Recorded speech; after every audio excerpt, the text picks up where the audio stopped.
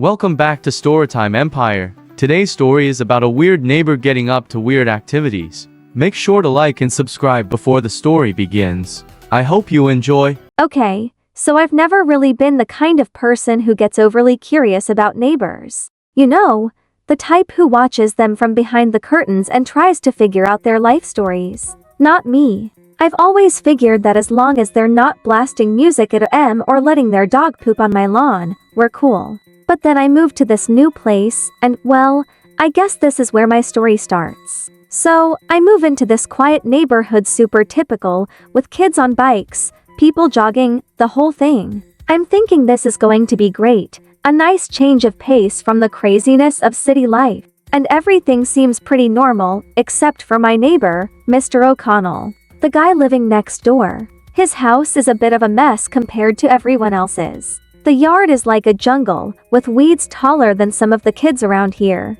There's this big oak tree that's practically swallowing the front of his house, and the paint is peeling off in strips. It's like something straight out of one of those haunted house movies. But hey, who am I to judge? Maybe he's just not into yard work, right? So, I go about my life, settling in and getting used to things. But every time I leave my house, I can't help but notice little things about Mr. O'Connell. For one, I've never actually seen the guy during the day. It's always early in the morning or late at night when I spot him, just a shadowy figure moving around inside his house. And the weirdest part, his blinds are always down, like 24/7. Then there's the noise. At first, I thought I was imagining it, but nope. Every night around AM, there's this faint humming sound coming from his house. Not like a regular humming though. It's more like a machine or something. And it goes on for hours. I'm a light sleeper, so once I hear it, I'm up for the rest of the night, just lying there, wondering what the heck he's doing over there. Now, here's where things get really strange. One day, I'm out in my backyard trying to do some gardening, trying being the key word here. I have no idea what I'm doing. And I hear Mr. O'Connell's back door creak open. Naturally, I look up, expecting to see him coming out, but instead, I see something else. Something off. There's this tall figure, definitely not Mr. O'Connell, and it's dragging what looks like a giant trash bag out to the yard. It's lumpy and weirdly shaped, and I swear I saw something move inside it. Now, my mind's racing. Is this guy into some seriously weird stuff? I mean, who drags a suspiciously lumpy trash bag out in broad daylight? My first thought is to call the cops, but then I'm like, what am I going to say? Hi! I think my neighbor might be disposing of a body in his backyard. Yeah, that would go over well. But of course, I can't just let it go. Curiosity gets the better of me, and I decide to investigate because apparently, I've learned nothing from all the horror movies I've watched. So, that night, I wait until the humming starts up again. I grab a flashlight, pull on my sneakers, and sneak out into my backyard. My plan is to peek over the fence and see what's going on. As I approach the fence, the humming gets louder. It's almost hypnotic, like it's drawing me in. My heart's pounding, and I'm thinking, this is a terrible idea, but I'm already in too deep.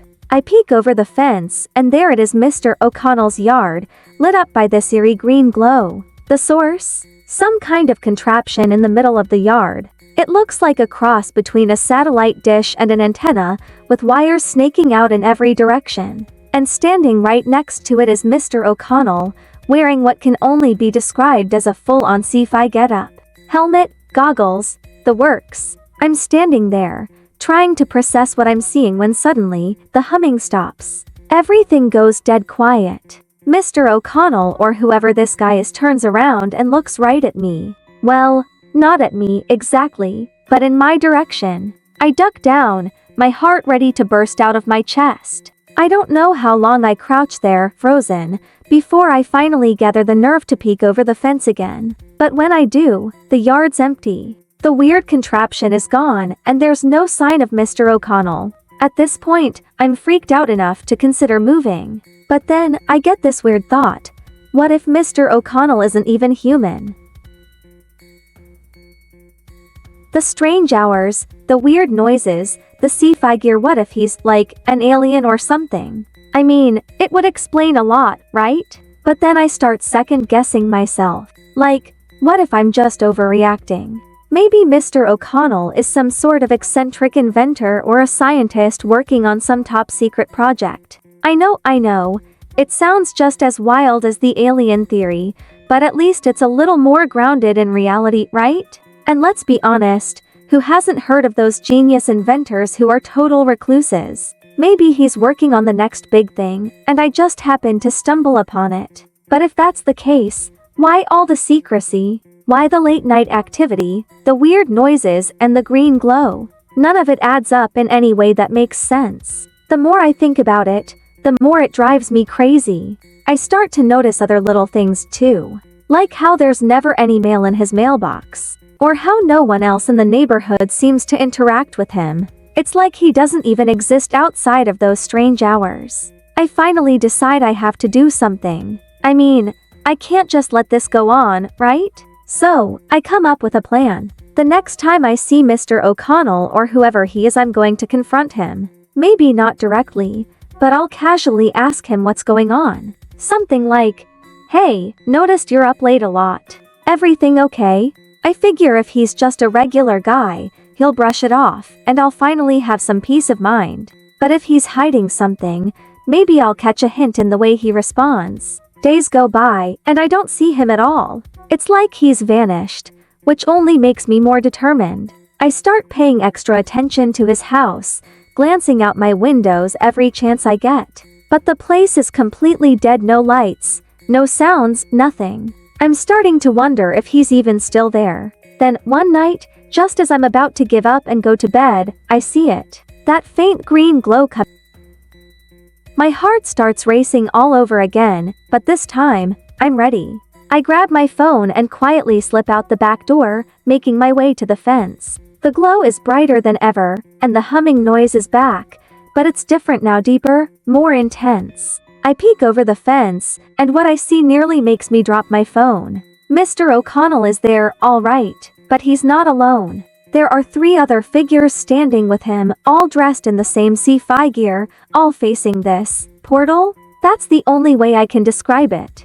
It's a swirling green vortex, right there in his backyard, and it's pulling everything toward it, leaves, dirt, even the air feels like it's being sucked in. My brain can barely process what I'm seeing. The figures start moving toward the portal, and before I can even think, I hit the record button on my phone. This is the kind of thing no one would believe without proof, right? But just as I'm about to catch a clear shot, one of the figures turns, and I see its face. Or rather, lack of one. It's smooth, featureless, almost like a mannequin, but it's moving alive. I stumble back, trying to stay quiet, but I can't stop myself from making a noise. The figures all freeze, and I know I'm caught. I'm about to bolt when the portal suddenly closes with a loud snap, plunging the yard into darkness. The humming stops, and everything is eerily silent. I don't wait to see what happens next. I run back inside, slam the door, and lock it, my hands shaking.